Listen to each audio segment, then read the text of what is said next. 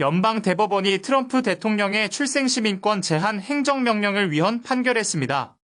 트럼프 대통령은 향후 헌법 개정 대신 출생시민권 제도 폐지를 계속 추진하겠다고 밝혔는데요. 조성현 기자가 보도합니다.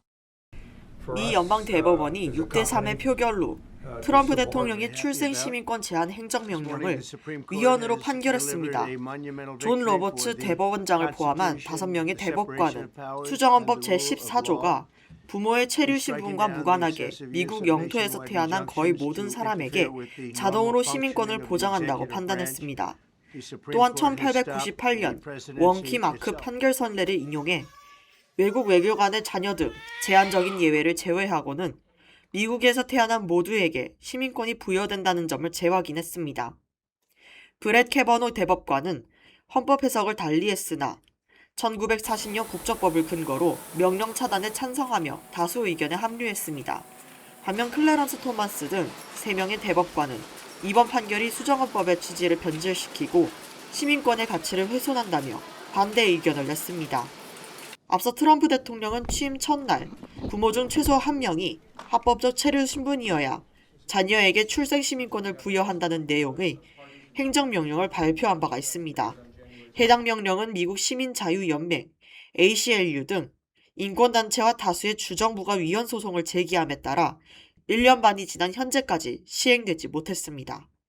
이번 판결로 인해 트럼프 2기 행정부가 추진해온 핵심 이민 정책에 제동이 걸렸고 판결 직후 트럼프 대통령은 소셜미디어를 통해 대법원의 결정에 유감을 표명했습니다. 아울러 트럼프 대통령은 헌법 개정 대신 의회의 입법 절차를 통해 출생시민권 제도를 폐지하겠다는 계획을 밝혔습니다. 한편 대법원에서 이를 변론한 ACLU 측은 부모의 체류 신분으로 자녀를 벌할 수 없으며 미국에서 태어난 순간 모두가 똑같은 미국인이라고 강조했습니다. YTV 뉴스 조성인입니다. 캘리포니아 주정부가 주택 공급 확대를 위해 112억 5천만 달러 규모의 주택 채권 발행을 실시할 예정입니다. 박시몬 기자가 전합니다. 갈수록 심각해지고 있는 주택난을 해소하기 위해 캘리포니아 주정부가 칼을 뽑아들었습니다. 게빈 뉴섬 주지사와 주의회는 2026년 태역 군인 및 저렴한 주택 채권법을 상정해 오는 11월 선거에서 다룰 예정입니다. 지금 연방정부에서도 한 600만 채 정도의 주택이 필요로 하는데 그 절반도 못 미치는 주택이 지금 지어지고 있거든요. 캘리포니아에서 한 30만 채 정도 주택이 지어져야 되는데도 불구하고 10만 채도 못 지어지고 있는 상태라는 거죠. 법안은 총 112억 5천만 달러를 투입해 임대주택 건설과 기존 주택 보존, 주택 구입 지원 등에 사용될 내용을 담고 있습니다. 주지사실에 따르면 현재 캘리포니아주에서 중간 가격대 단독주택을 구입할 수 있는 가구는 전체 17%에 불과합니다. 또 임차인의 절반 이상은 소득의 30% 이상을 주거비로 지출하고 있는 것으로 나타났습니다. 채권안이 통과되면 4만 명 이상이 주택을 구입하는 데 도움을 받을 수 있으며 수만 가구 규모의 주택 공급 확대 효과도 누릴 수 있습니다. 주택 공급이 절대적으로 부족한 상태에서 주택이 지금 저소득층들을 위해서 또 제한군인들을 위해서 또 장애인들을 위해서 여러 가지 저소득층들을 위해서 주택 공급은 너무나 당연한 것이고 또 그런 것들이 또 앞으로 계속해서 주정부 차원에서도 해 나가야 될 정책 방향들이 아닌가 생각이 됩니다. 주민투표를 통과하면 첫 주택 구입자를 위한 다운페이먼트 지원과 모기지 지원이 확산되고 신규 임대주택 공급에도 자금이 투입됩니다. 법안은 주의회를 통과한 뒤 뉴섬 주지사의 서명을 거쳐 오는 11월 주민투표에 붙여질 전망입니다. YTV 뉴스 박시몬입니다. 연방대법원은 트럼프 대통령의 출생시민권 제한 조치를 위헌 판결했습니다. 기존 헌법처럼 미국 영토에서 태어난 아이는 시민권이 보장됩니다. 캘리포니아주는 주택 공급과 확대를 위해 112억 달러 규모의 주택 채권 발행안을 상정했습니다. 11월 주민투표로 결정됩니다. LA 경찰국은 한 남성과 경찰을 차로 치어 숨지게 한 용의자를 살인 혐의로 기소했습니다. 충돌 당시 속도는 시속 112마일이었습니다. LA 노숙인 서비스국은 노숙인 지원금을 중단한 트럼프 정부에 소송을 제기했습니다. 증거 없이 부당하게 집행했다고 주장했습니다. 가든그로브에서 발생한 독성 누출과 폭발 위험 완화를 위해 1단계 정화 작업을 시작했습니다. 자원 확보 실패로 지연된 지 3주 만의 조치입니다. 연방 대법원은 트랜스젠더 여성 선수는 여성 스포츠팀에 출전 금지된다는 법률을 합헌 판결했습니다. 스포츠계는 엇갈린 반응을 보였습니다. 텍사스주는 공립학교의 성경 독서를 의무화했습니다. 헌법에 명시된 정치와 종교를 분리해야 한다는 원칙에 위배된다고 반발했습니다. 하와이에서 하이킹을 하다 실종된 한국인 부자에 대한 수색을 종료했습니다. 호놀룰루 소방국은 파도에 휩쓸린 것으로 추정했습니다. 이 밖에 오늘 있었던 사건 사고와 간추린 소식 이어서 전해드리겠습니다. 지난해 6월 LA 405번 프리웨이에서 과속으로 질주하다 LAPD 경사와 민간인 남성을 치어 숨지게 한 36세 남성이 2급 살인 혐의로 기소돼 체포됐습니다.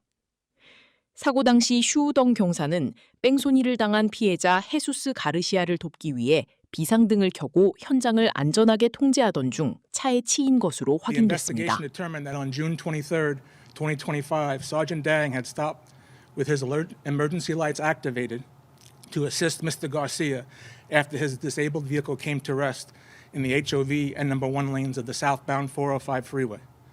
As Sergeant Dang was radioing for assistance, dozens of vehicles safely recognized the hazard and passed the scene. The evidence shows that the defendant approached the scene at more than 112 miles per hour. Despite braking seconds before impact, the speed was simply too great to avoid crashing into Sergeant Dang's patrol vehicle, disabled truck, and both victims. 수사 결과 용의자 마리오 조셉 비켐은 사고 직전 시속 112마일 이상으로 달렸으며 과거에도 초과속으로 적발된 전력이 있는 상습범으로 드러났습니다. Mario Bickam has been routinely cited over the last 15 years for excessive speed, so much so that a month before in May of 2025, he was cited by the California Highway Patrol for going over 105 miles an hour. He was given a citation to show up in court. He failed to appear, as he had failed to appear on a number of his speeding citations. 검찰 당국은 비켐이 이번 재판에서 유죄 판결을 받을 경우 각 피해자에 대해 최대 15년에서 종신형까지 징역형을 선고받을 수 있다고 밝혔습니다. LAPD 측은 26년 넘게 지역사회와 시민을 위해 헌신해온 덩 경사의 죽음을 안타까워하며 경사의 명예로운 삶을 깊이 추모했습니다. 로스앤젤레스 노숙자 서비스국 라사가 미 주택도시개발부 HUD의 연방 노숙자 지원금 중단 결정에 반발해 소송을 제기했습니다. 라사는 시스템 현대화 등 그간의 시정 노력에도 불구하고 HUD가 과거의 부정확한 재무 검토를 근거로 부당하게 자금을 끊으려 한다고 주장했습니다. 이번 지원금이 중단될 경우 로스앤젤레스 카운티 전역에서 1만 1,000명 이상의 노숙자를 위한 주택 및 서비스 지원이 심각한 타격을 입게 됩니다. 이에 라사는 재판이 진행되는 동안 자금 지급이 끊기지 않도록 법원의 임시 금지 명령 TRO도 함께 신청한 상태입니다.